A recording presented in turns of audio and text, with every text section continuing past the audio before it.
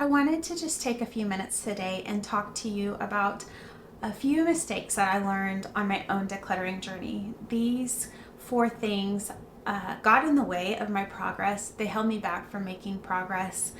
Definitely has made the journey longer.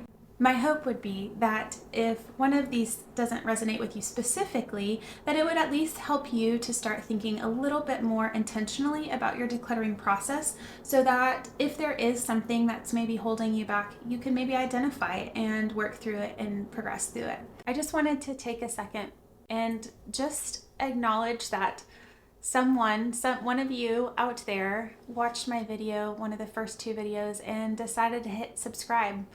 And I'm just so thankful for you. I'm thankful for you taking the time to watch my content, to listen, and for taking the time to subscribe. I consider that such a gift. So thank you for your time. Thank you for deciding to come and follow me on this journey.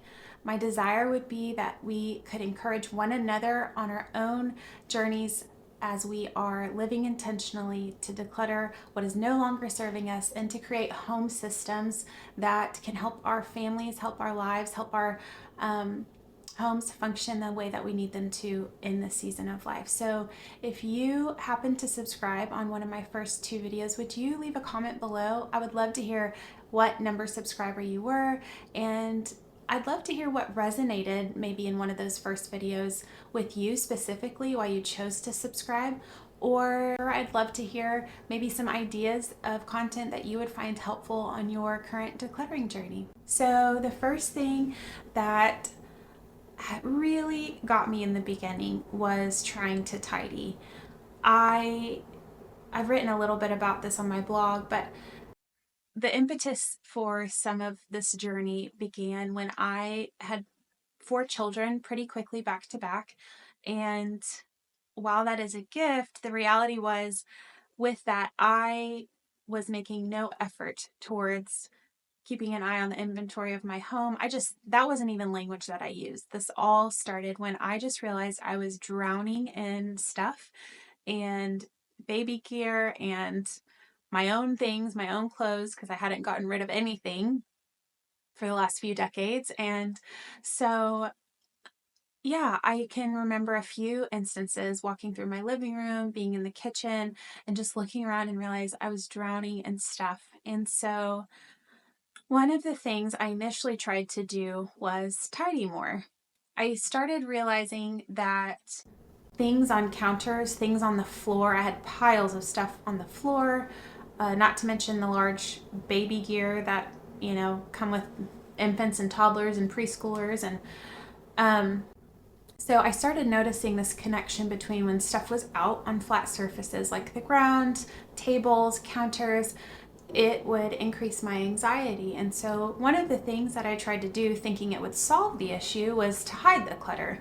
Now, I know that we as uniquely wired individuals are all slightly different. And for some of us, it's actually helpful to see the stuff that's out, because for some people, it's like if you don't see it, you forget about it. So I happen to be wired a little bit differently. I happen to be the kind of person that if I am seeing everything out, my cortisol levels just skyrocket and I start feeling really anxious. And so mistake number one is I just tried to tidy rather than actually declutter. And it sounds silly, but honestly, in my new mom, brain fog, kids all over the place needing constantly from me, the reality was I was just trying to keep my head above water, keep everybody fed and clothed and healthy and clean and all their needs provided. And that was the last thing on my mind. And so I did what I kind of thought I knew to do, which was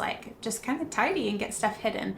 The reality was that did not make any change in my inventory level. So while it was helpful to get things off of the counter, to get piles maybe off of the floor and behind something like a door or a cabinet, the reality was I still had the same inventory level in my home. And so the subconscious to-do list of, oh, I need to manage that thing, I need to change the batteries on that thing, I need to clean that thing, still was just constantly bouncing around in the back of my brain as something I needed to do, even though maybe I had removed the item off of the counter. So mistake number one, I would just highly encourage you to keep an eye on paying attention to whether you're actually decluttering or just stuff shifting. The reality is it's really easy to move a pile of stuff off of a counter and then feel like you won. But if it's not actually being dealt with, if it's not being taken to its home and it's not something that's used regularly, then having those items around don't really serve you. So that's mistake number one. The second mistake, which is kind of in the same vein as tidying, but was trying to organize. So of course, I would go on Pinterest or Instagram and follow these amazing accounts and see like, oh, what can I do? How can I organize? But I very quickly gave into the temptation that if I just bought the perfect storage solution, if I just bought the perfect organizational solution, then everything would be fixed. And so, unfortunately, hundreds of dollars later, maybe even thousands, after a few years of trying to do different things in spaces, I realized that I was going about it wrong. And so just as tidying isn't a permanent solution to decluttering, so also trying to organize is not a solution to declutter. In fact, organization is so helpful after you've decluttered. And so if you find yourself trying to purchase the acrylic bins or the storage caddy or the rolling cart or whatever it might be for you, I want to encourage you to take a good deep look, because bringing more items into your home to house what's already there doesn't change your current inventory level. In fact, it actually increases your current inventory level. And if you are already feeling stressed, if you already feel like your home is too much to manage, then, excuse me, I've had a little bit of a tickle in my throat this week. So if you find yourself trying to purchase the perfect organizational solution or storage bin or storage solution, hoping that it will decrease your anxiety, I want to caution you against this, because what this actually does is brings in more inventory. Quote, every item in your home is considered a piece of inventory, right? And so this actually brings in more inventory for your home that you have to maintain and clean and steward. And so my encouragement to you would be, those things are great. And if your budget allows, I am so happy to have like perfectly matching and coordinated organizational storage bins. However, it will not help you if your problem is that you already have too much inventory. I'll say that one more time. Organizational bins will not help you if your current problem is that you already have too much inventory in your home. So if you find yourself feeling overwhelmed, feeling anxious by the amount of stuff in your home, I want to encourage you, friend, take a second and think through the items that are serving you. Use my trim decluttering method. It's in my free decluttering guide. Would love for you to download that. Use that method to get rid of the things that are no longer serving you, so that what's left in your home is the things that you need, want, and enjoy. And when you're left with the things that you need, want, and enjoy, your home will function smoother. Things will have a space. You will be able to easily rehome your items at the end of the day because they'll have a home that they can go to. Then, if your budget allows, that would be the time for you to go find the pretty matching organizational units that we love to look at and that make things feel beautiful. There's nothing wrong with beautiful organization, but my caution to you is that it won't fix a clutter problem. Declutter first and then organize. Okay. So the next mistake that I made was in relation to inventory. I know I've said that word several times today, but the reality is clutter is directly correlated to your volume of items in your home, your inventory. And so I personally made the mistake of not paying any attention to my inventory levels.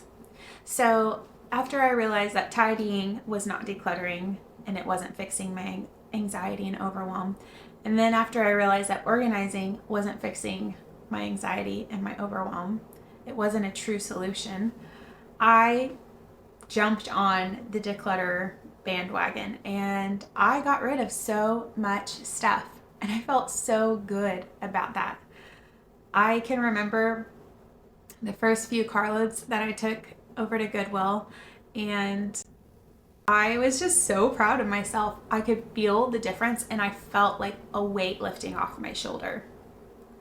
But here's where the problem came. I got so excited about my progress, I paid no attention to the things that were still coming into my home. So while yes, I was successfully decluttering and donating and selling a lot of items that were no longer serving our family, the truth was that I was still bringing in so many items every week without a second thought. And this tags me into a place in my journey where the timeline is a little fuzzy for me, but several months into my decluttering journey with a new baby at home, I was done. I had been using all of my free time during the kids' naps, basically is when I was doing it, or late at night after they'd go to bed. I would use every spare amount of free time to declutter stuff.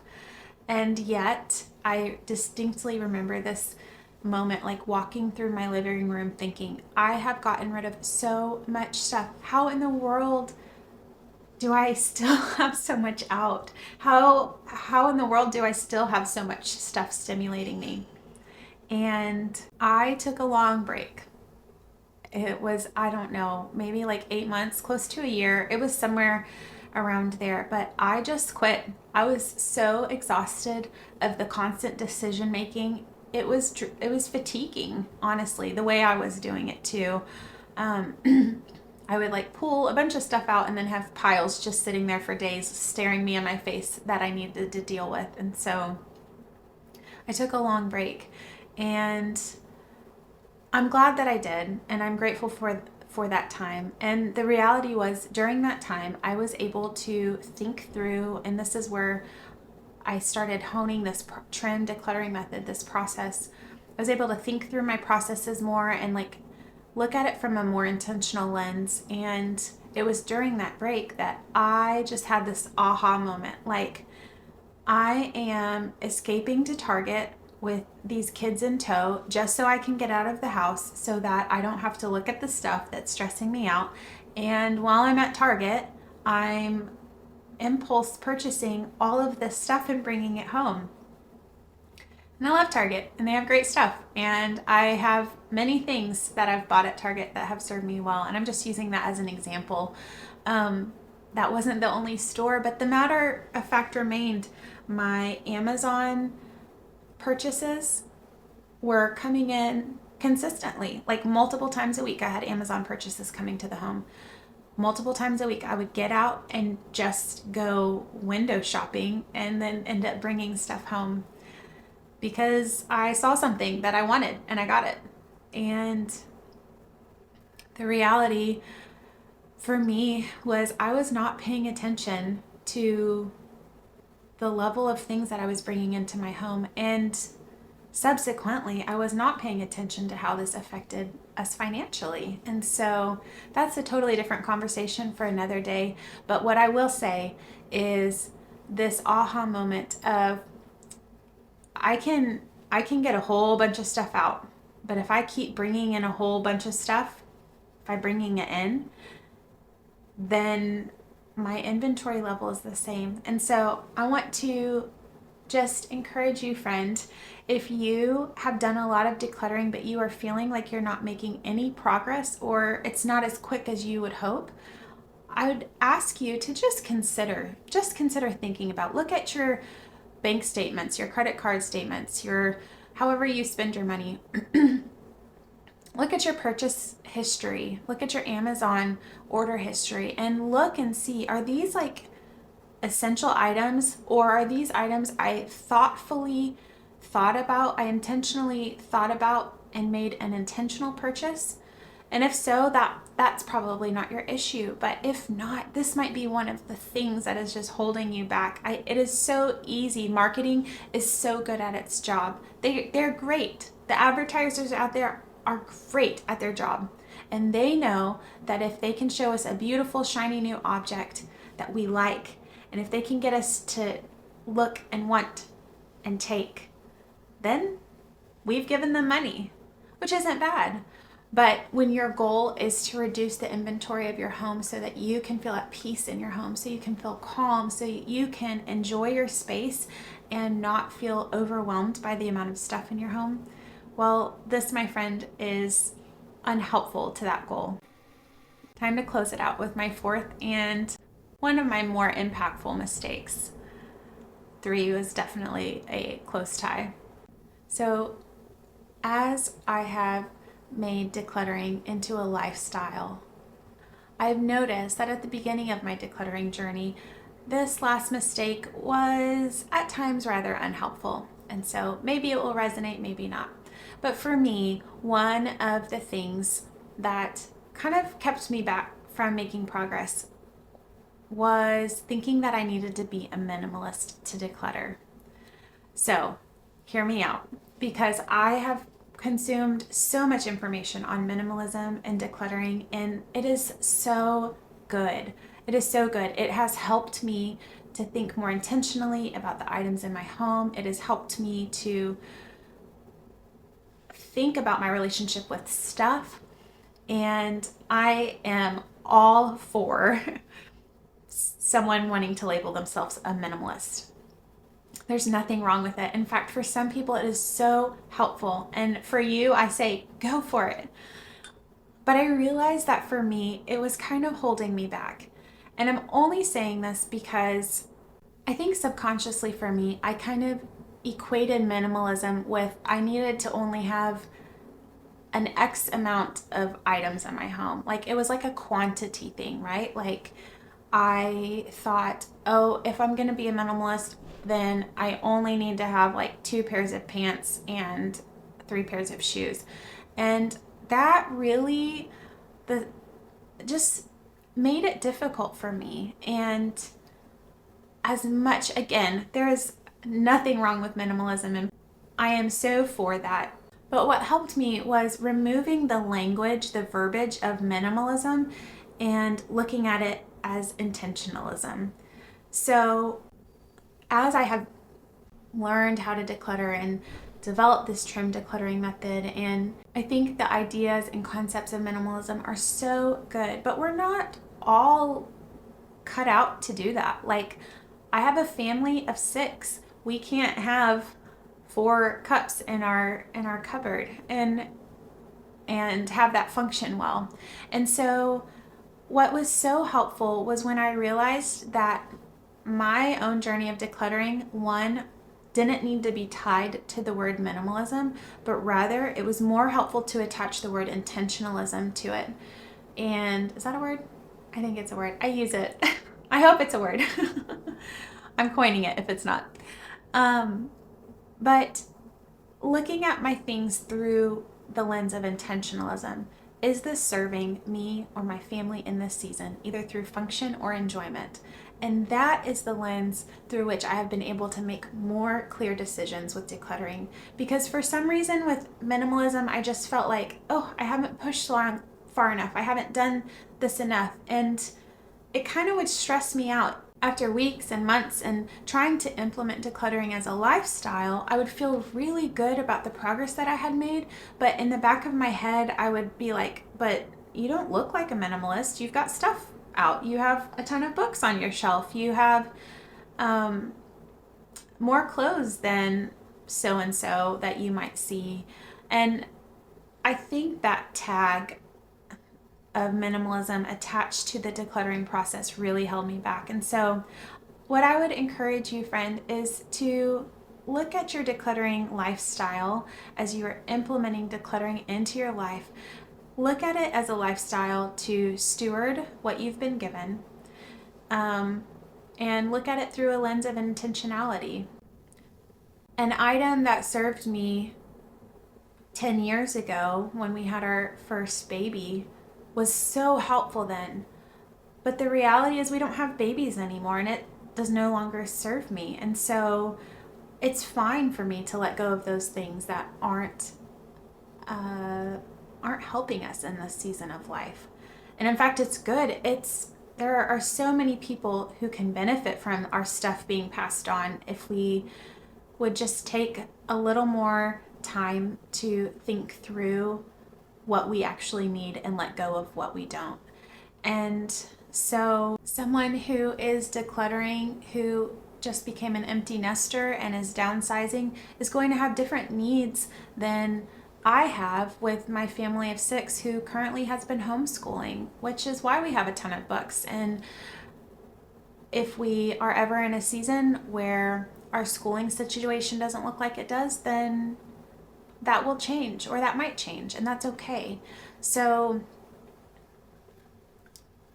maybe you've got kids that do sports for a season and decide that they don't love it or don't want to transition to something else. And so maybe at the end of a sports season, you look intentionally and think, what do we want to continue to keep and maintain and steward and care for? And what do we want to pass on and let other people enjoy? And so I think looking at decluttering as a lifestyle where you have these seasons that come and go, these seasons that change, and with the change of seasons is a good time to just reflect and consider what's serving you, what's not. And rather than feeling like you need a set amount of items, or you only need a certain quantity of utensils or plates or clothing or chairs or whatever it is, rather than seeing it as like a quantity thing, look at it as a need for that season. Is it a need for function or a need for enjoyment? Well, then that item is serving you.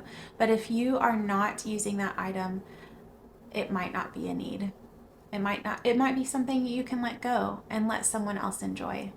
One thing in relation to inventory that may be helpful, but the goal is to get your inventory in your home to a maintenance level where you feel like you can adequately manage what you have in your home, caring for it, being a good steward of it.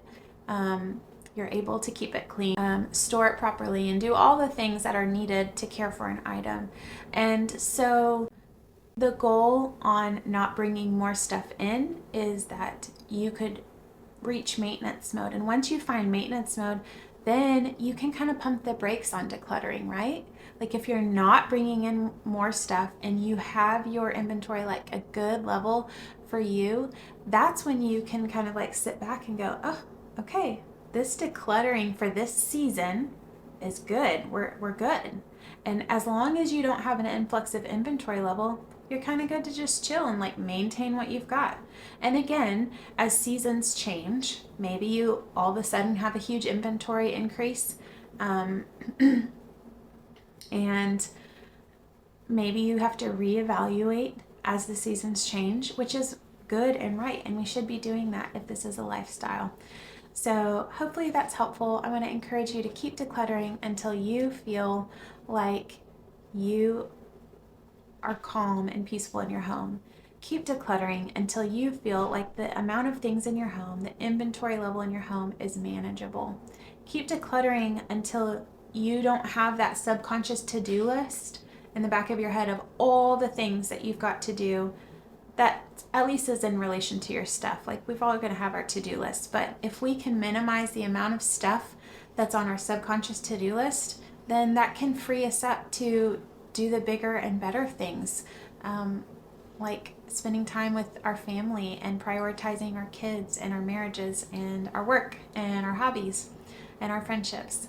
I hope that these mistakes resonated with just one of you. That is my prayer, that someone out there would just glean encouragement, that maybe you have found yourself trying to tidy and it feels like it's not working, and maybe this was insightful, and maybe I can encourage you to work on the decluttering process rather than trying to tidy or trying to organize. Or Maybe you're someone who's watching and you have been doing amazing. You've been smashing your decluttering, and yet you still feel overwhelmed by your stuff, and you've had the realization today, like maybe you're not watching your inventory levels. Maybe you're still bringing in more stuff than what you are getting out, which means that you're still going to feel like you're drowning in stuff. Okay, friend, if any of these mistakes resonated with you today, I would love for you to comment below and let me know which one you've struggled with in the past, or which one maybe was an aha moment today.